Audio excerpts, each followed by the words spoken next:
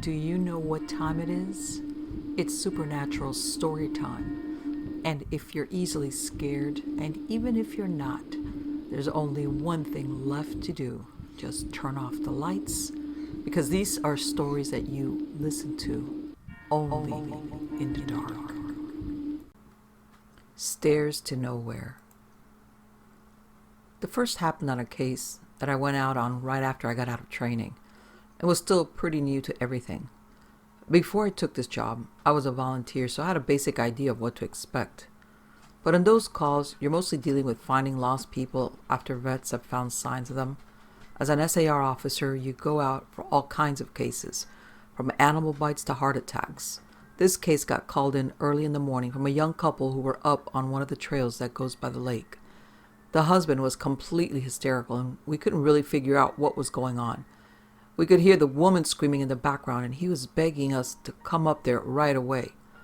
When we got there, we see him holding his wife, and she's got something in her arms. She's screaming these awful, almost animal-like screams, and he's sobbing.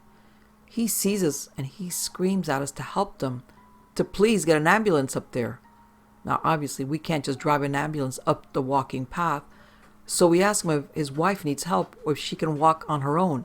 He's still hysterical, but he manages to tell us that it's not his wife that needs help. I go over while one of the vets tries to calm him down, and I ask the wife what's going on. She's rocking, holding something, and just shrieking over and over again. I crouch down and see that whatever she's holding, it's covering her with blood. That's when I notice the sling on her front, and my heart sinks. I ask her to tell me what's going on, and I sort of pry her arms gently open so I can see what she's holding. It's her baby, obviously dead.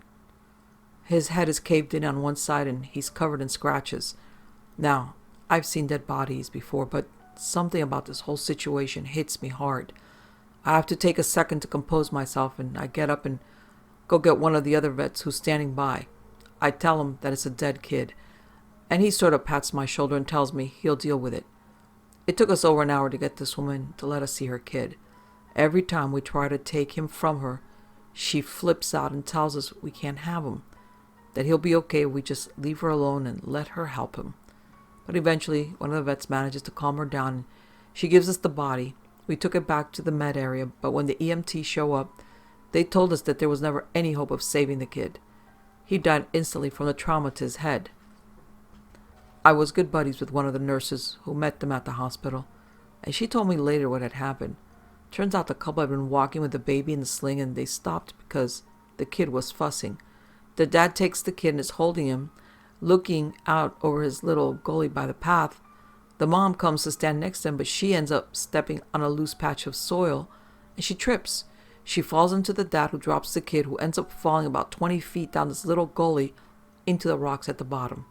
The dad climbed down and recovered the kid, but he'd fallen right on his head and was dead by the time he got there. The baby was only about 15 months old. It was a total freak accident, a series of events that coalesced into the worst possible outcome. Probably one of the most awful calls I've been on. I haven't seen a lot of animal bites in my time as an SAR officer, mostly because there aren't that many animals that come around the area. While there are bears in the area, they tend to stay pretty far away from people, and sightings are highly unusual. Most of the animals you'll see are small ones like coyotes, raccoons, or skunks. What we do see frequently, though, are moose. And let me tell you, moose are nasty fuckers. They'll chase after anything for any reason, and God help you if you get in between a female and its baby. One of the more amusing calls was of a guy who'd gotten chased down by an absolutely massive male moose and was stuck up a tree. Took us almost an hour to get him down. And when he was finally on solid ground again, he looks at me and says, "God damn, them fuckers is big up close." I guess that's not really a scary story, but we still laugh about that one. I honestly don't know how I've forgotten this story, but it is by far the scariest thing that happened to me. I guess maybe I've tried so long to forget about it that it just didn't come to mind right away. As someone who spends literally all of their time in the woods, you don't ever want to let yourself get scared of being alone or out in the middle of nowhere. That's why when you have experiences like this, you tend to just forget about them and move on. This is to date the only thing that's ever made me really seriously consider if this job is the right one for me. I don't really like talking about it much, but I'll do the best I can to remember it all. As I recall, this took place right at the end of spring. It was a typical lost child call. A 4-year-old girl had wandered away from her family's campsite and had been missing for about 2 hours. Her parents were completely despondent and told us what most parents do. My kid would never wander away. She's so good about staying close. She's never done anything like this before. We assure the parents that we'll do everything we can to find her, and we spread out in a standard search formation. I was partnered with one of my good buddies, and we were sort of casually holding a conversation while we hiked. I know it sounds callous, but you do sort of become desensitized when you've done this long enough. It becomes the norm, and I think to a certain extent, you have to learn to desensitize yourself in order to work this job. We searched for a good 2 hours, going well beyond where we think she'd be, and we come out of a small valley when something makes us both stop in union. We freeze and look at each other, and there's almost a sensation like a plane depressurizing. My ears pop, and I have this odd sensation of having dropped about 10 feet. I start to ask my buddy if he felt that, but before I can, we hear the loudest sound I've ever heard in my life. It's almost like a freight train passing directly by us, but it's coming from every direction at once, including above and below us. He screams something to me, but I can't hear him over this deafening roar. Understandably freaked out, we look all around us, trying to find the source of the sound, but neither of us sees anything. Of course, my first thought is a landslide, but we're not near any cliffs, and even if we were, it would have hit us by now. The sound goes on, and we're trying to yell to each other, but even standing close together, we can't hear anything but this sound. Then as suddenly as it starts, it stops, like someone threw a switch and cut it off. We stand there for a second, perfectly still, and slowly the normal sounds of the woods come back. He asks me what the fuck just happened, but I just kind of shrug, and we stand there looking at each other for a minute. I get on the radio and ask if anyone else heard the end of the fucking world, but no one else hears it, even though we're all within shouting distance of each other. My body and I just sort of shrug it off and keep working. About an hour later, we all check up on the radios, and no one else has found the little girl. Most of the time, we won't search when it gets dark, but because we don't have any kind of lead on her, a few of us decide to keep going, including me and my buddy. We keep close together, and we're calling out for every couple of minutes. At this point, I'm hoping beyond hope that we find her, because while I may not like kids, the idea of them being out all alone in the dark is awful. The woods can be intimidating to kids in the daylight. At night, well, it's a whole different beast. But we're not seeing any signs of her or getting any responses, and around midnight, we decide to turn around and head back to the rendezvous point. We're about halfway back when my buddy stops and shines his light to the right of us into a really thick deadfall, or group of dead trees. I ask him if he's heard a response, but he just tells me to be quiet a minute and listen. I do. And in the distance, I can hear what sounds like a kid crying. We both call the girl's name and listen for any kind of response, but it's just this really faint crying. We head in the direction of this deadfall and go around it, calling her name over and over. As we get closer to the crying, I start getting this weird feeling in my gut, and I tell my buddy that something isn't right. He tells me he feels the same way, but we can't figure out what it is. We stop where we are and call the girl's name again. And at the same time, we both figure it out. The crying is on a loop. It's the same little hitching sob, then wail, then quiet hiccup repeated over and over again. It's exactly the same every time, and without saying another word, we both take off running. It's the only time I've ever lost my composure like that, but something about it was so incredibly wrong, and neither of us wanted to stay out there anymore. When we got back to the rendezvous, we asked if anyone else heard anything strange, but no one else knew what we were talking about. I know it sounds sort of anticlimactic, but that call fucked me up for a long time. As for the little girl, we never found a trace of her. We keep an eye out for her and all the people who have never found, but frankly, I doubt we'll ever find anything. Of the missing persons I've gone out, only a handful have ever resulted in a complete disappearance, meaning no trace of the person and no body has ever been found. But sometimes finding a body just leads to more questions than answers. Here are some of the bodies that we found that have become infamous in our team. A teenage boy whose remains were recovered almost a year after he vanished. We found the top of his skull, 2 finger bones, and his camera almost 40 miles from where he was last seen. The camera sadly was destroyed. Another one, the pelvis of an older man who had vanished a month earlier. That was all we found. The lower jaw and right foot of a 2-year-old boy on the highest peak of a ridge in the southern part of the park. The body of a 10-year-old girl with Down syndrome, almost 20 miles from where she'd vanished. She had died of exposure 3 weeks after going missing, and all of her clothes were intact except for her shoes and jacket. There were berries and cooked meat in her stomach when they did the autopsy. The coroner said it appeared as if someone had been taking care of her. There were no suspects ever identified. The frozen body of a 1-year-old baby found a week after vanishing in the hollow trunk of a tree 10 miles from the area he was seen last. There was fresh milk found in his stomach, but his tongue was gone. A single vertebrae and right kneecap of a 3-year-old girl found in the snow, almost 20 miles from the campground her family had been at the previous summer. Now, these are a couple of stories that my friend told me. My buddy had been an SAR officer for about 7 years. He started when he was a junior in college, and he had a very similar experience when he first encountered the stairs. His trainer told him almost the exact same thing mine did, which was never to go near them, touch, or send them. For the first year, he did just that, but apparently his curiosity got the better of him, and on one call he broke away from the line and went to go check a set of them out. He said they were about 10 miles from the path where a teenage girl had vanished, and the dogs were following a scent.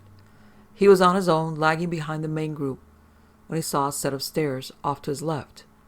They looked like they were from a new house because the carpeting was pristine and white.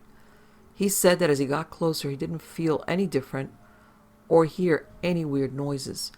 He was expecting something to happen, like bleeding from his ears or collapsing, but he got right up next to them and didn't feel anything.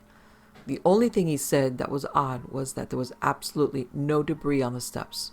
No dirt, leaves, dust, anything. And there didn't appear to be any signs of animal or insect activity in the immediate area, which he found strange. It was less like things were avoiding them and more like they just happened to be in a relatively barren part of the forest. He touched the stairs and didn't feel anything except that sort of sticky feeling you get from new carpet. Making sure his radio was on, he slowly climbed the stairs. He said it was terrifying because the way they'd been stigmatized, he wasn't really sure what was going to happen to him. He joked that half of him expected to be teleported to some other dimension and the other half was watching for a UFO to come swooping down. But he got to the top with a little event and he stood there looking around. But he said the longer he stood on the top step, the more he felt like he was doing something very, very wrong. He described it as a feeling you'd get if you weren't a part of a government building you have no business being in. As if someone was going to come and arrest you or shoot you in the back of the head at any second. He tried to brush it off, but the feeling got stronger and stronger, and that's when he realized that he couldn't hear anything anymore. The sounds of the forest were gone, and he couldn't hear his own breathing. It was like some kind of weird, awful tinnitus, but more oppressive. He climbed back down and rejoined the search and didn't mention what he'd done. But he said, the weirdest part came after. His trainer was waiting back at the welcome center after the search ended for the day, and he'd cornered my buddy before he could leave. He said his trainer had this look of intense anger, and he asked what was wrong. You went up them, didn't you? My buddy said it wasn't phrased as a question. He asked how this trainer knew. The trainer just shook his head. Because we didn't find her. The dogs lost her scent. My buddy asked what that had to do with anything. The trainer asked how long he'd been on the stairs, and my buddy said no more than a minute. The trainer gave him this really awful, almost dead-eyed look, and told him that if he ever went up another set of stairs again, he'd be fired. Immediately. The trainer walked away, and I guess he's never answered any of the questions my buddy had asked him about that moment since. Now, my buddy's been involved in a lot of missing person cases where there's never been a trace of them found. This is another story about that. It involves a 5-year-old boy with a severe mental disability. The little boy vanished from a picnic area in the late fall. In addition to the mental disability, he was also physically handicapped, and his parents explained over and over that he simply could not have vanished. It was impossible. Someone had to have taken him. My buddy said they searched for this kid for weeks, going miles out of the accepted range, but it was like he'd never been there. The dogs couldn't pick up his scent anywhere, not even in the picnic area where he'd apparently vanished from. Suspicion fell on the parents, but it was pretty clear that they were devastated and hadn't done anything sinister to their kid. The search was concluded about a month later, and my buddy said everyone had pretty much forgotten it by later in the winter. He was out on a training op in the snow on one of the higher peaks when he came across something in the snow. He said he saw it from far away at first, and when he got closer, he realized it was a shirt, frozen and sticking partway out of the powder. He recognized that it's belonging to the kid because it had a distinctive pattern. About 20 yards away, he found the kid's body, laying partially buried in the snow. My buddy said there was no way the kid had been dead for any more than a few days, even though he'd been missing for almost 3 months. The kid was curled around something, and when my buddy brushed off the snow to see what it was, he said he almost couldn't believe what he was seeing. It was a big chunk of ice that had been carved crudely to look like sort of a person. The kid was holding it so tight that it had frostbitten his chest and hands, which my buddy could tell even with the decay that had taken place. He radioed the rest of the crew and they took the body off the mountain. Now he recapped all of this for me, and to put it simply, there was no way this kid could have both survived for almost 3 months on his own or have gotten to this peak. There was no physical way this child could have walked almost 50 miles and ended up on top of a goddamn mountain. To top it off, there was nothing in the kid's stomach or colon. Nothing. Not even water. It was like my buddy said. The kid had been taken off the face of the earth, put in suspended animation, and dropped on this mountain months later only to die of exposure. He'd never really gotten over that one. Here's another one that took place a few months ago. They were out doing a recon for mountain lions because there had been several reports of sightings in the last couple of days. One of our jobs is to scout out the areas where these animals are seen to ensure that if they are in the area, we can warn people and close off those trails. He was out on his own in a heavily forested part of the park towards dusk when he heard what sounded like a woman screaming in the distance. Now, as most of you know, when a mountain lion screams, it sounds almost exactly like a woman being brutally murdered. It's unsettling, but far from abnormal. My buddy radioed back and let ops know that he'd heard one and that he was going to keep going to see if he could figure out where its territory started. He heard the mountain lion scream a couple more times, always from the same spot, and determined the approximate area of the mountain lion's territory.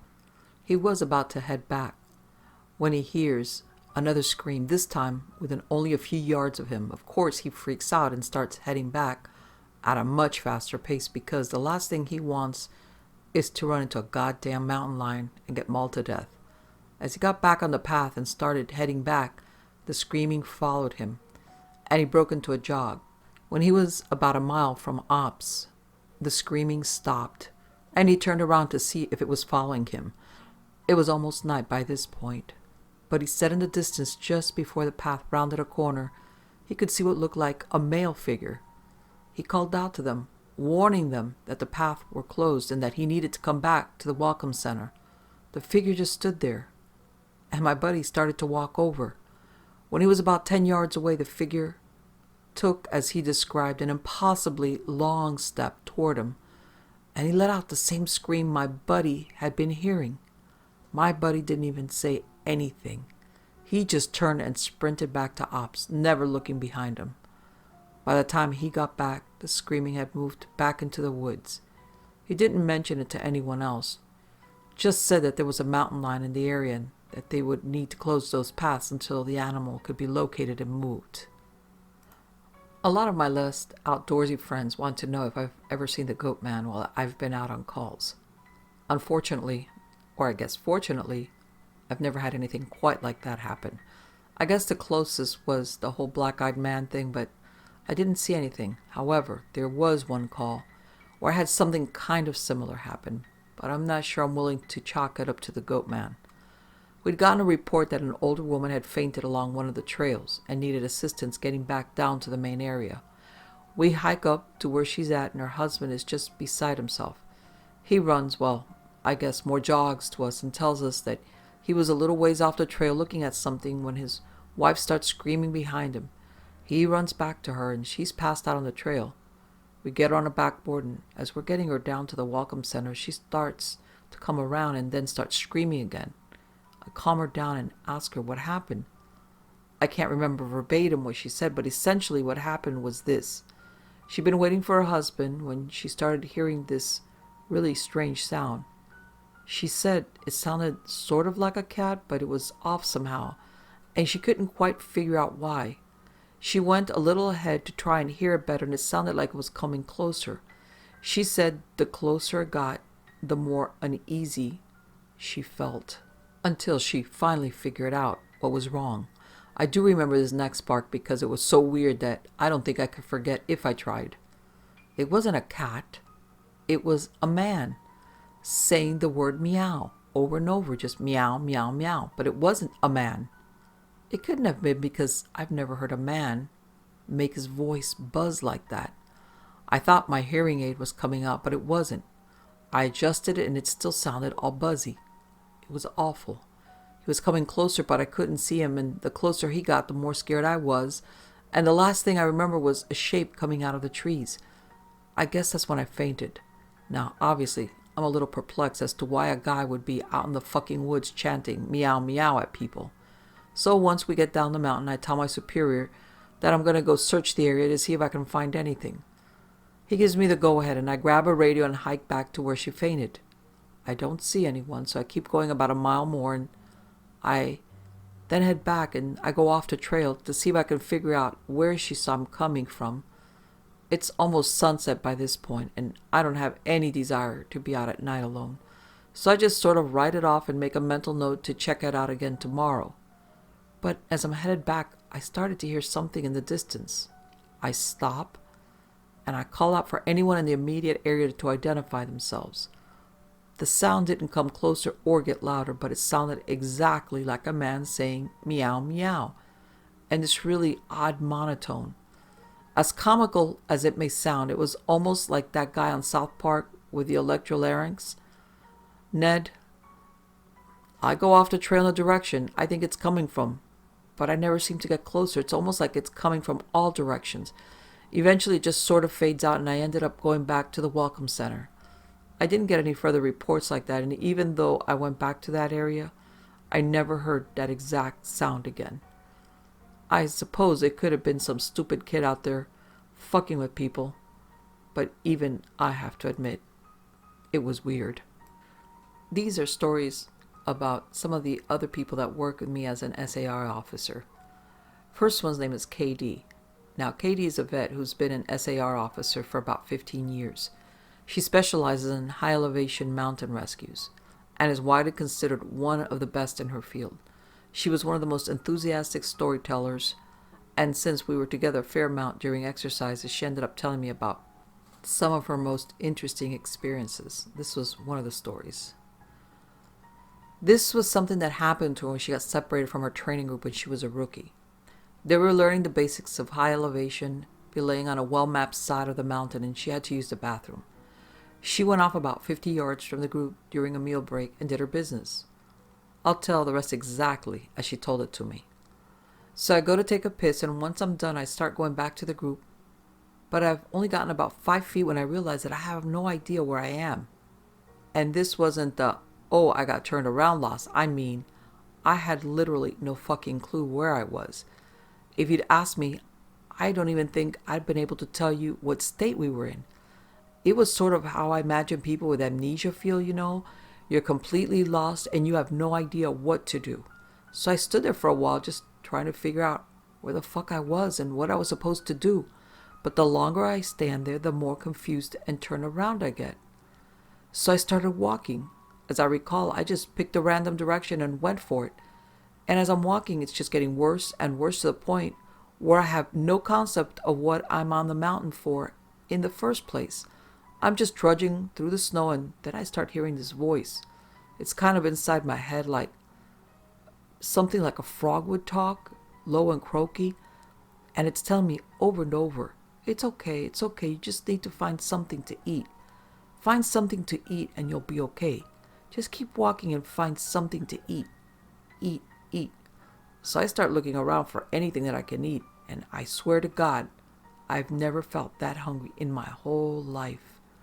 It was bottomless, and I think I'd have eaten just about anything you put in front of me right then.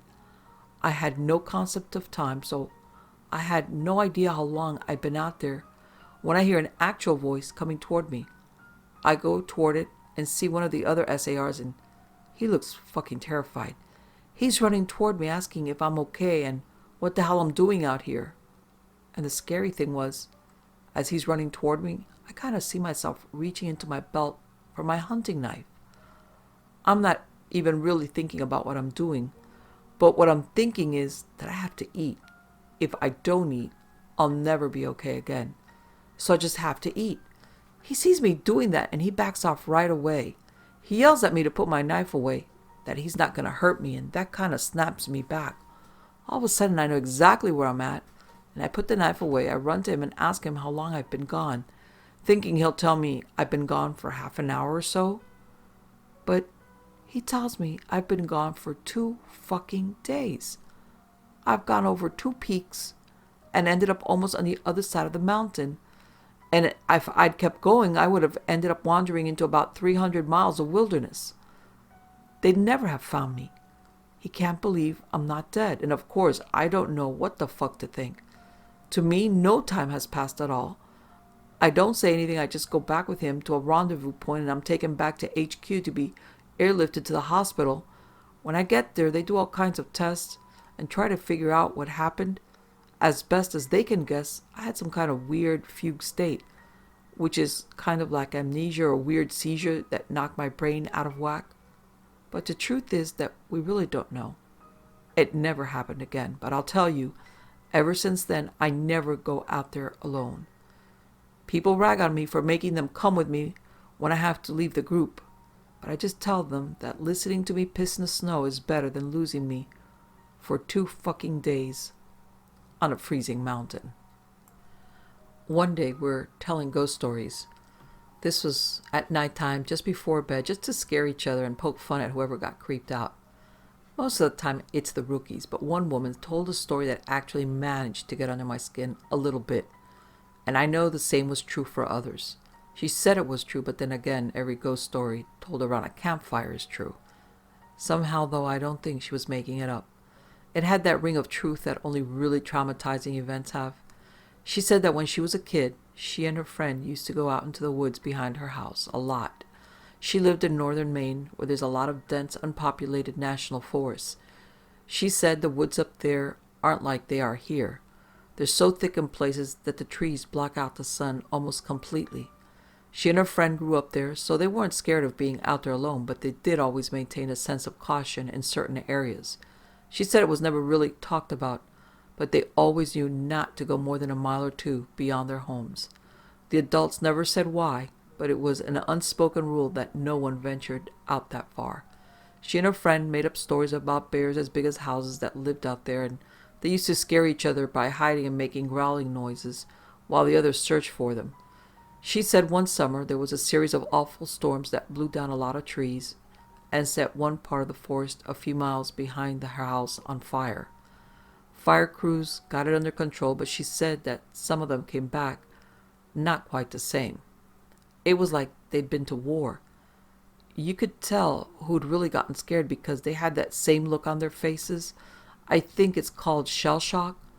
My friend said they were like walking dead people. They didn't smile or say anything if you went up to them, and most of them left town as soon as everything was over. I asked my parents about it, but they said they didn't know what I was talking about. Once everyone was told the woods were safe again, my friend and I decided to try and hike out there to where the fire had been. We didn't tell our parents where we were going, and it was pretty exciting to think that we were disobeying them like that. We'd hiked about 2 miles or so, and we started seeing burnt trees and stuff. I remember my friend got really upset because we found the skeleton of a deer curled up under a tree, and I practically had to drag her away. She wanted to bury it, but I didn't want her touching it because its antlers were weird. I can't remember why. I just remember thinking that there was something wrong with them and I didn't want either of us going near it. The farther we went, the more burnt everything got. Finally, there were no standing trees. It was like being on another planet. Almost nothing green, just brown and black everywhere. We were standing there looking at it all, and we were both heard all of a sudden someone shouting in the distance. I panicked because I thought it was my dad and that he was going to tell me I was grounded. My friend broke off and went to hide behind a big rock because she said she didn't want to be caught out there. Her parents had forbidden her to come out in the woods at all, and she lied and told them we were going to a movie. I followed her and we kept listening. I could hear this voice getting closer and I realized they were calling for help. I thought maybe it was some hiker who'd gotten lost and needed directions back to town. That used to happen all the time, so I was used to helping people out. I heard him following my voice, so I kept calling out until I saw him running in the distance. He got closer and I could see that his face was all red. I told my friend to give me her pack because she had a first aid kit. She made this noise like she was grossed out, and she asked if I saw his face. I told her to shut up and I jogged up to meet him. I stopped about halfway, and when he stopped in front of me, I could see his nose and lips and part of his forehead were all gone. It was like they'd been sliced clean off. He was bleeding bad, and I saw that the knees of his pants were red too. I took a step back, but I was too scared to move much, and he grabbed my shoulders. It felt like I got a shock, and he jerked back. He started babbling, and I couldn't tell what he was saying except that he kept asking how long he'd been gone. He asked me where his unit was, but I just shook my head. He looked me over and saw my Walkman, and he screamed. He just kept babbling and touching his face, and I realized he wasn't wearing the right clothing. He had on some kind of weird gray cloth jacket and almost formal pants, and the jacket had these weird buttons and red borders on it. I kept shaking my head, and I told him I couldn't understand what he was saying. I went to open the first aid kit, but he just screamed again and said the only thing I could really understand. "Don't touch me. You'll make me go back there." After that, he ran off, and I couldn't figure out why. I could just hear him screaming the whole time. When I couldn't hear him anymore, I turned around, and my friend was crying. I just turned around and started walking back toward town. She asked me over and over what had happened, who that was, but I didn't say anything. When we got home, I told her I didn't want to play in the woods with her anymore. We're still friends, but we don't talk about that guy. Not ever. I've talked to Katie a bit about her experience because I wanted to know what she thought about the Wendigo. She didn't really have anything in particular to say about it, aside from that she didn't want to think about it that much. But she said a friend of hers did have something similar happen, and this is their story. I grew up in Central Oregon, and there's a reservation called Warm Springs about 2 or so hours from where I lived. I only mention that because a lot of people in my area have friends there, and a lot of the land in that area belongs to that tribe. When I was a kid, we used to go camping up there. Not on the res, of course, but in that area, and I met a lot of kids who grew up there. I got to know one kid really well. His name was Nolan, and we ended up hanging out a lot when our families were in the area. Our folks got to know each other, so we'd all get in touch and camp out around the same time. We'd camp for about 2 weeks, so we were out there for a long time. So, one year Nolan and I were out there. I think we must have been like 12 or so. We wanted to go out and camp near the river because we wanted to try night fishing. I think we must have been about a third of a mile from the main camp, far enough away that we couldn't hear or see anyone else. I remember that. We were messing around most of the day. I don't really remember much about it, but we ended up building a fire at some point. I was really impressed because he had this flint or something that he used to start it.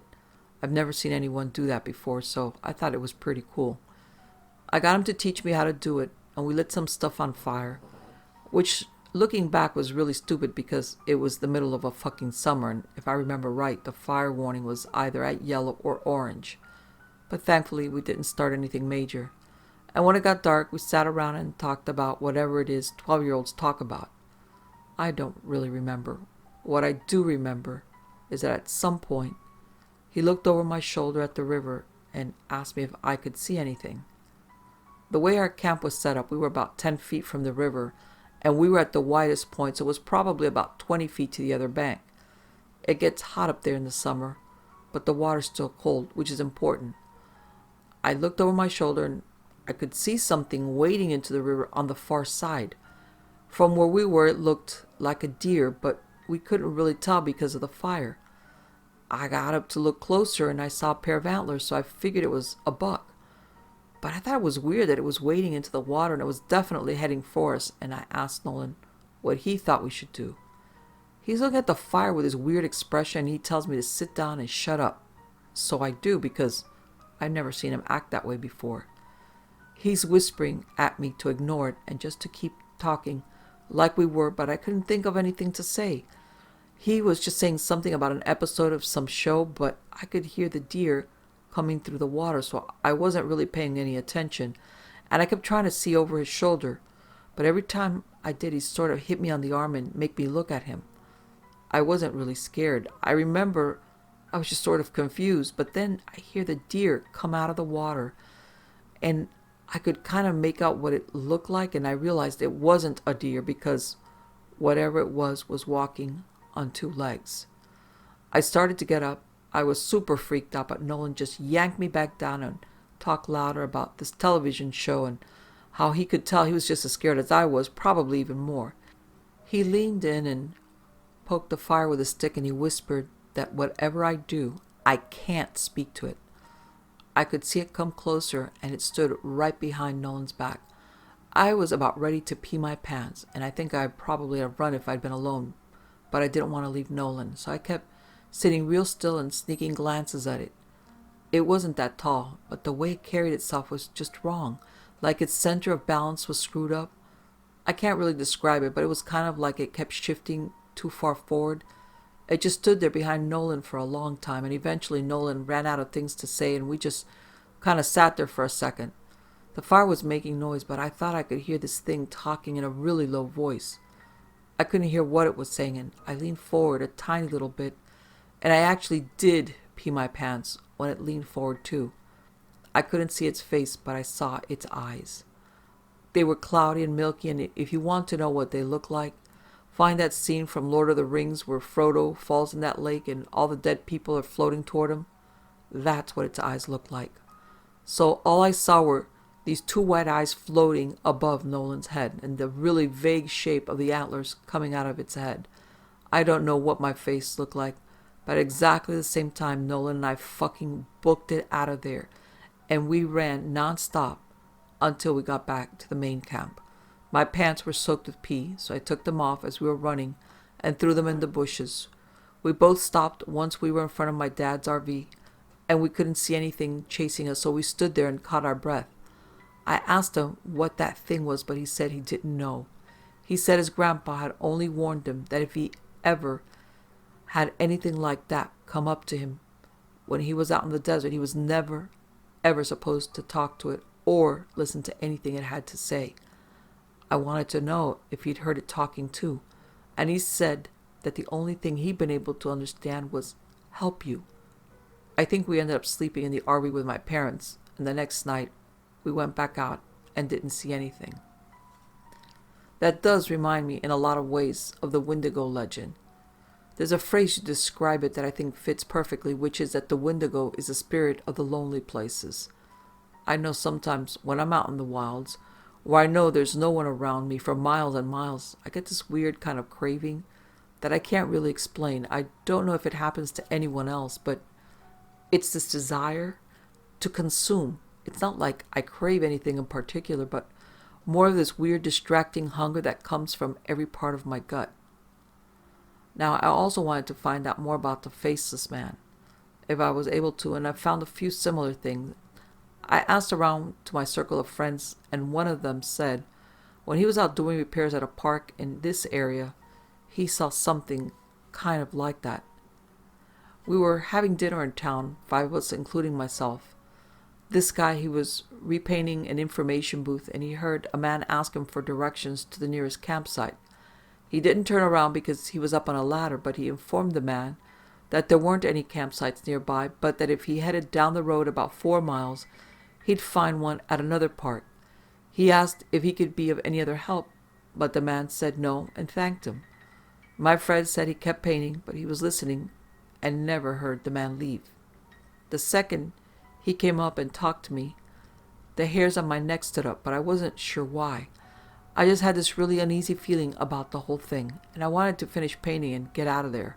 I figured maybe part of it was that I couldn't turn around to look at him, but something just felt off. There was also this weird smell floating around even before the guy talked to me, kind of like old period blood. I looked around to see what was causing it, but I didn't find anything. So I waited for the guy to walk away, but I didn't hear him leave, which made me think he was just standing there and watching me. So I asked again if I could do anything for him, and he didn't answer. I knew he was there, though, because I hadn't heard him leave. So I did this awkward turn on the ladder to look down and see what he was doing. Now, I admit it could have been just my brain fucking up, but I swear to you, for a split second when I turned around, that fucker didn't have a face. Like, he had no face. It was almost concave and totally smooth, and I just about had a fucking heart attack because I couldn't even wrap my brain around what I was seeing. I think I started to say something, but there was this kind of pop inside my head, and suddenly he was just a normal looking guy. I must have looked weird because he asked me if I was okay, and I was just like, yeah, I'm fine. He asked about the campsite again, and I pointed to where he had to go, and he's like, I'm not from around here. Can you help me get there? Now, this is when I know something is really up, because there's no way this guy got out here and didn't know where he was. And for that matter, there's no car around, so how did he get up there in the first place? I said I was sorry, but I couldn't take him anywhere in a company vehicle. And he's like, please, I really don't know where I am. Can you come with me and help me get there? So now I'm seriously weirded out, and I start wondering if this is some kind of ambush or something. I told him I could call him a taxi to come out and take him where he wants to go. And I pull out my phone, and he just goes, no, and walks away really quickly. But he doesn't walk out of the park. He walks back into the fucking trees. And I got right in my fucking truck and started to get out of there. Fuck the pain or whatever. I looked in my mirror to see where he was as I was leaving, and he was standing right at the tree line again. I don't know how he got there so fast, but this time I know that fucker didn't have a face. He was just watching me leave, and right before I turned the corner, he took a big step back into the trees and kind of dissolved, I guess. Maybe it was just dark, so he blended in, but it felt more like he just melted away. Interesting. Right after this guy finished his story, someone else piped up with another story, but with a slightly different twist. You know, actually, I had something sort of weird like that happen a while back. I was out doing some trail scouting, and I was in the middle of nowhere figuring out where we were going to have this trail run through. I hadn't seen anyone else for probably a good 2 hours, so I wasn't really paying attention to where I was going. I was just looking at the ground for the most part. Then out of nowhere, I crested this little hill and almost ran into this guy. He was older, probably in his 60s, and I started to apologize to him for running into him. And then I noticed his face, and I probably looked like a complete douchebag because I stopped and just stared at him. It took me a second to figure out what was wrong, but this guy's face was huge. I know that sounds weird, but that's the only way I can describe it. His head wasn't big or anything, it was normal, but the amount of space his face took up was just way too much. Like if you took someone's face and enlarged it all by about 2 times. He doesn't say anything, he just kind of looks at me, and I backed up and was kind of stuttering and saying I was sorry, and I went around him and fucking got out of there and did what I needed to do. The whole time I kept looking behind me because I was so freaked out that he'd pop up behind me or something. I know it sounds ridiculous, but I swear to you it was one of the creepiest things I've ever seen. I'd switched the topic to the stairs a little later, and there was a definite shift in enthusiasm. No one spoke up at first. There is a real stigma around discussing them, even when we're away from work. But I broke the ice with a story of my own, and the guy who told the story about the faceless man told this one, albeit very quietly. A couple of years ago, I was camping with my girlfriend, and we were out about 2 miles from the road at this site I know. We went to bed that night, but we couldn't sleep because someone interjected a funny comment, and we were dangerously close to going off on another subject, but I got us back on track. Yeah, really funny, you fucker. No, it wasn't because we kept hearing that grinding noise. My brother used to grind his teeth in his sleep, and it kind of reminds me of that. My girlfriend was freaking out, but I just kept telling her to ignore it because I've heard it before, and you just have to ignore it. It goes away eventually. You guys know what I mean. We all knew what he meant. So eventually, I got her to go to sleep, but I woke up probably 2 hours later because something was just off. I rolled over and she wasn't there, and I kind of freaked out because he thought for a second and took a very long drink. Anyway, I ran out of the tent calling her name, but I didn't have to go far. She was standing at the edge of the camp, looking at something in the trees, and I could see she was really pale. The fire was low, but bright enough to see her. Anyway, so I run up to her and see what's going on, and she was dead asleep. But her eyes were open. She just had this really spaced out look, So I put my arm around her to lead her back, but she wouldn't move. She just said, really quietly, something like, "I have to go now, Eddie. I have to go. It's here." I was like, "You're just sleepwalking. Come back to bed." But she wouldn't budge. She just kept standing there and saying that she had to go. And I looked where she was looking, and there was a fucking staircase right about 15 yards away. Gray one, concrete. And she started to walk towards it, but I yanked her back, and that woke her up. She looked at me like I was fucking out of my mind. And she asked what the fuck she was doing out of the tent. I didn't tell her anything. I just told her she was sleepwalking. The grinding was gone, so she just went back to the tent with me and fell asleep again. I don't know. I don't like thinking about it, We all knew. There was also a lot of stories about black-eyed people wandering around the woods and calling out in the night, mimicking the sound of running water or bobcats screaming. One man in particular goes to every news station he thinks will listen to him and tells the same story. He was deer hunting and camped out in a very remote area and woke up because something was scraping against his tent. He thought it was a raccoon or a fox until the thing pressed its face against the door of the tent, at which point he could very clearly make out a human nose and mouth. He kicked at it, but it leaped back and was gone by the time he opened the tent flap, gun at his side. He fired 2 warning shots, and when the sound had faded, he heard a snap behind him. A man was standing at the edge of the campsite. This man was not wearing any clothing, but he also didn't possess any kind of human flesh. As his hunter described it, the man was made of some kind of amalgamation of raw meat and hair, as if someone had scooped up roadkill and molded it into the vague shape of a man. The face was lumpy, and only a rough approximation of a human face. The thing opened its lopsided mouth, and from it came the sound of the gun the hunter had fired. It did this twice before mimicking the sound of the tent zipper and fleeing into the night. A young couple out for a hike in the rocky areas of my park reported to me yesterday that they had seen something strange out on a peak I'm very familiar with. They were taking turns looking through a pair of binoculars when the man noticed a hiker climbing up a very steep part of the cliff face. He watched the man scale the slope, and it didn't occur to him until the incident was over that this person had no climbing gear. When the climber reached the top of the peak, which was about 5 miles away, they turned and faced the young man. He said whoever or whatever this person was looking right at them. The climber waved in an exaggerated manner before snapping in half at the wrist, sideways and leaping off the peak. The young man didn't see where the climber landed. I sent them on their way with assurances that I'd check it out. I lied. I won't be turning in a report because there are 10 others exactly like it.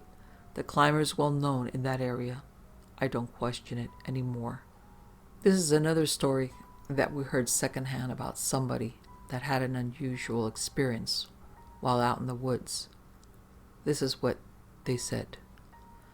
Me and my friend used to go out to the outskirts of this forest highway and get dropped off by one of our friends and go survive for a week. We'd always mark where we were going, and we'd go deeper and deeper every time. It was really fun at first, hiking for a couple of hours, marking trees with our knives, and then making a shelter fire, and then do it all again. On the last day, we'd hike back to the road, and our friend would pick us up.